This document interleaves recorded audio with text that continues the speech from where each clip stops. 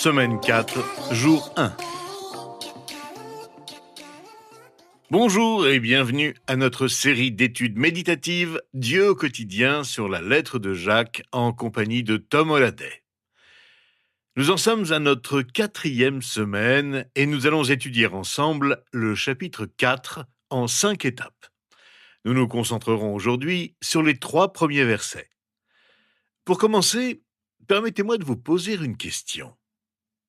Quand avez-vous ressenti un sentiment de découragement pour la dernière fois? Vous êtes-vous dit, la vie n'est pas aussi belle qu'elle devrait l'être? Et le découragement vous a-t-il gagné? Peut-être que vous éprouvez ce sentiment à présent, ou bien de temps en temps seulement. Il y a des jours ou des périodes dans la vie de chacun où rien ne semble aller comme prévu. On a envie de démissionner, de s'en prendre à son chien ou ses proches, ou bien de négliger ses responsabilités. Dans ce chapitre, l'apôtre Jacques répond à la question suivante. Où trouver le réconfort lorsque nous nous sentons abattus? Décidons-nous d'abandonner, ou bien sommes-nous déterminés de nous relever par nos propres forces? Ou encore cherchons-nous du réconfort auprès de Dieu? En fait, avouons-le, abandonner ne fait qu'empirer les choses. Et notre propre détermination à nous relever par nous-mêmes finira par s'essouffler. Avez-vous déjà regardé aux Jeux Olympiques ces haltérophiles qui soulèvent des centaines de kilos? On les regarde et on voit l'effort qu'ils déploient, même en quelques instants. Ils ne pourraient pas vivre en soulevant des poids constamment. Il en va de même lorsque nous devons faire face à des situations qui nous paraissent insurmontables. Nous pouvons avoir des poids similaires dans notre cœur. Quand un lourd fardeau pèse sur notre cœur, nous nous demandons peut-être pourquoi Dieu ne soulève-t-il pas le poids qui pèse sur mon cœur en ce moment et depuis si longtemps? Nous pourrions nous sentir capables de les soulever nous-mêmes pendant quelques instants, mais ensuite nous devons les laisser retomber. Qui donc est assez fort pour porter le fardeau de nos cœurs? Eh bien, Dieu l'est. C'est ce que nous découvrirons au courant de ces prochains jours. Au chapitre 4 de sa lettre, l'apôtre Jacques nous donne des instructions simples de la part de Dieu sur la façon dont le Seigneur allège les fardeaux qui nous accablent, comment il nous relève. Avant de le faire, Dieu nous débarrasse de nos fardeaux, nous sort de nos difficultés. En fait, il faut d'abord demander à Dieu de nous sortir de nos difficultés, puis se tourner vers lui pour nous relever. Pour être relevé, il faut d'abord être libéré de certaines choses qui nous empêchent de nous épanouir et de vivre en communion avec Dieu. Une chose est claire, tant que vous n'aurez pas confiance en Dieu pour vous sortir de certaines situations, votre cœur restera désespéré. Dès les premiers versets de notre chapitre, Jacques évoque le fait que certaines choses dans ce monde nous tirent vers le bas. En réalité, avant même cela, Jacques nous force à affronter cette vérité avec franchise. Il y a quelque chose en nous qui nous tire vers le bas.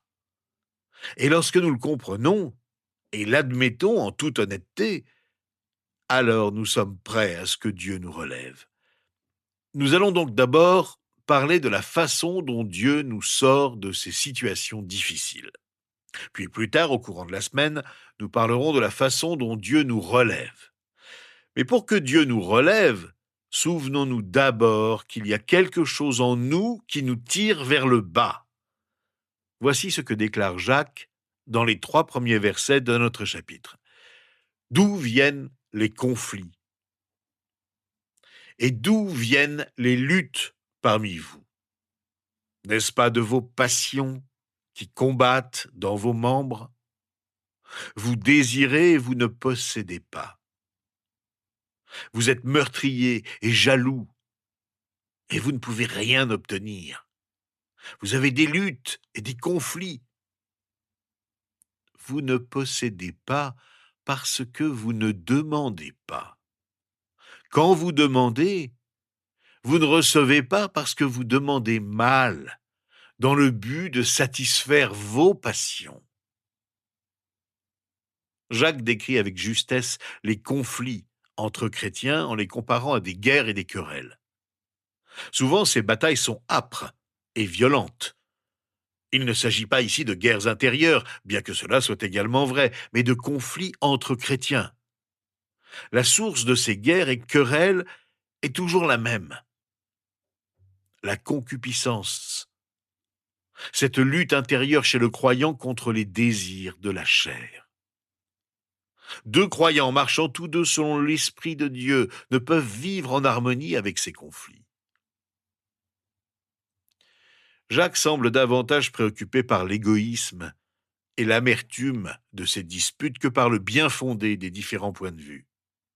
Presque tous ceux qui adoptent une attitude aussi critique et conflictuelle prétendent être inspirés et soutenus par l'Esprit de Dieu.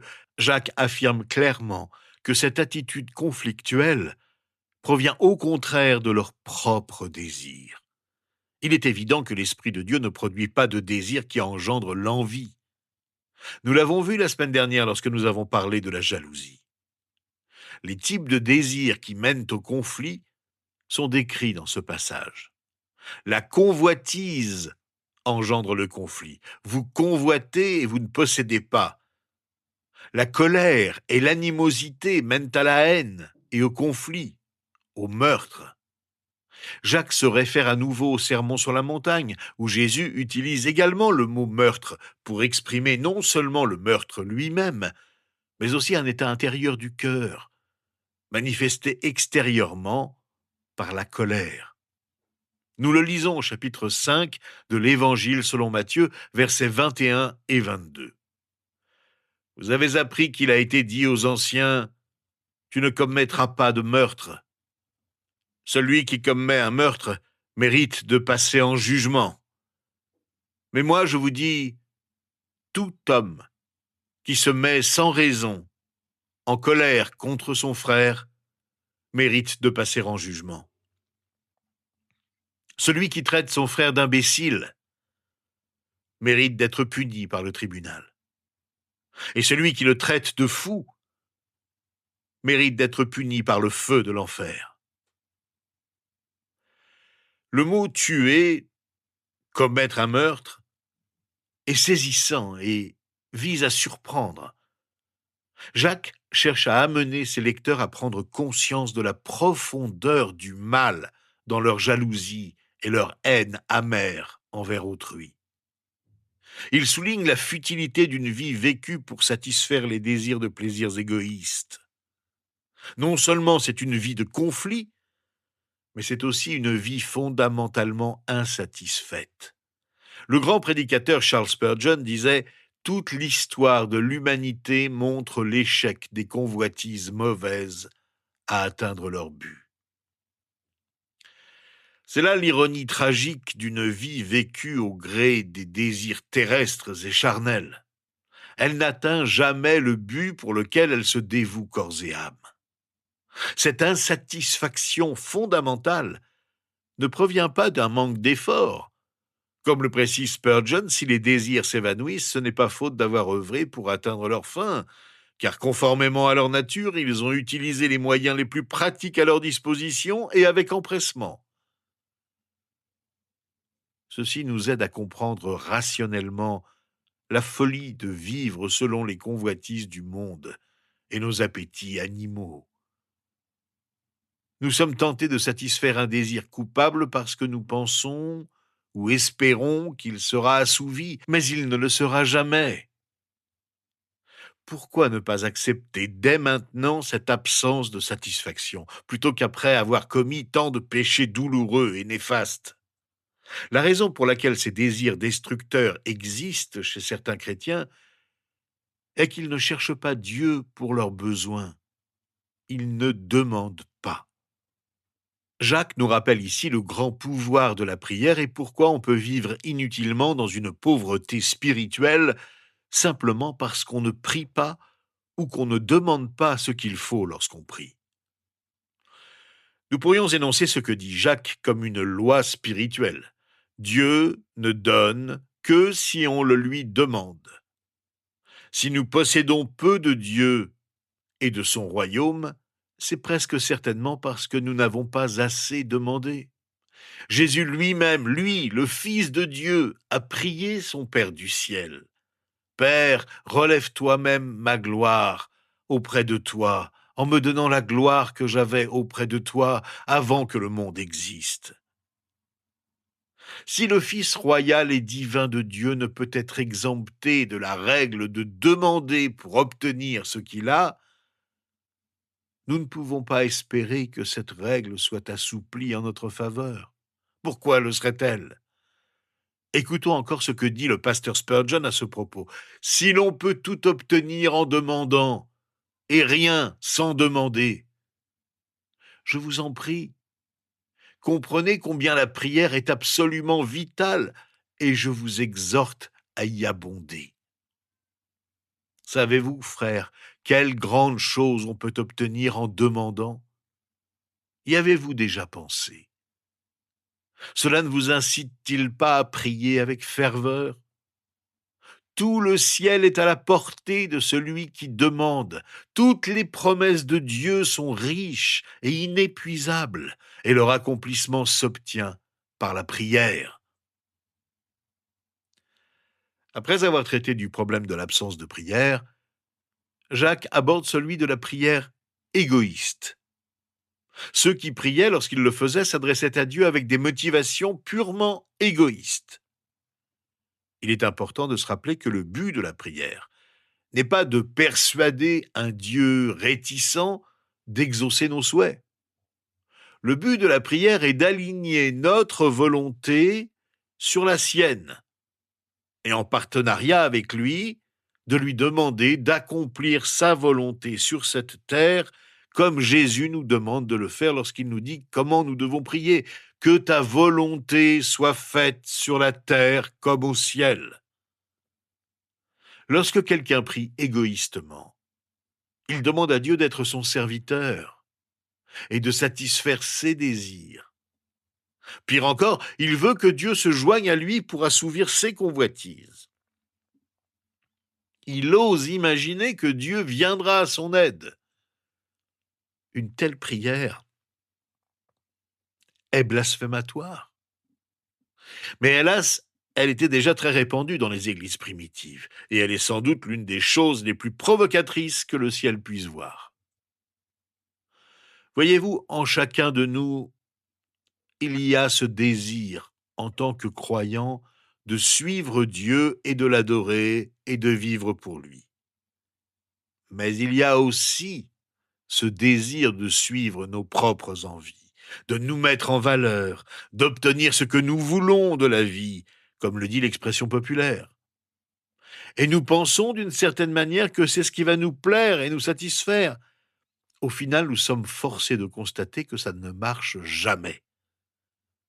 Mais ces désirs sont en nous, et nous devons admettre qu'ils existent. Nous devons aussi admettre que parfois nous ne demandons rien à Dieu. La raison pour laquelle nous ne demandons rien à Dieu est simple. Nous voulons pouvoir dire que nous avons réussi par nous-mêmes plutôt que de reconnaître que nous avons compté sur Dieu pour agir à travers nous. Nous devons aussi admettre que lorsque nous demandons, nous le faisons égoïstement. Beaucoup de nos prières sont centrées sur nous-mêmes.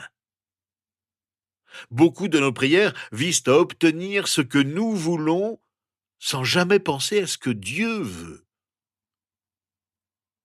Parfois, on se dit, le simple fait d'avoir prié pour ça, c'est plus spirituel. Non, ce n'est pas le cas, car l'égoïsme ne mène jamais à la piété authentique. Prenons donc un moment à la fin de cette étude pour prier ensemble avec sincérité et humilité. Notre Seigneur, nous confessons nos manquements, nous confessons notre égoïsme. Pardonne-nous lorsque nous venons vers toi seulement quand nous avons besoin de quelque chose, sans penser à t'exprimer notre reconnaissance pour tout ce que tu fais pour nous du matin au soir. Pardonne-nous quand nous oublions tout simplement de te prier, de te demander ce que tu veux nous donner. Seigneur notre Père, enlève de nos pensées les mauvais désirs qui nous préoccupent, au lieu de nous réjouir et de te remercier en toutes circonstances, qu'elles soient bonnes ou mauvaises. Purifie-nous de toutes nos mauvaises pensées, de notre jalousie, des passions qui nous éloignent de toi. Accepte notre prière, au nom de Jésus. Amen. Aujourd'hui, nous avons parlé du fait qu'il y a en nous quelque chose qui peut nous tirer vers le bas. Demain, nous parlerons du fait qu'il y a dans ce monde quelque chose qui peut nous tirer vers le bas. Alors, à demain.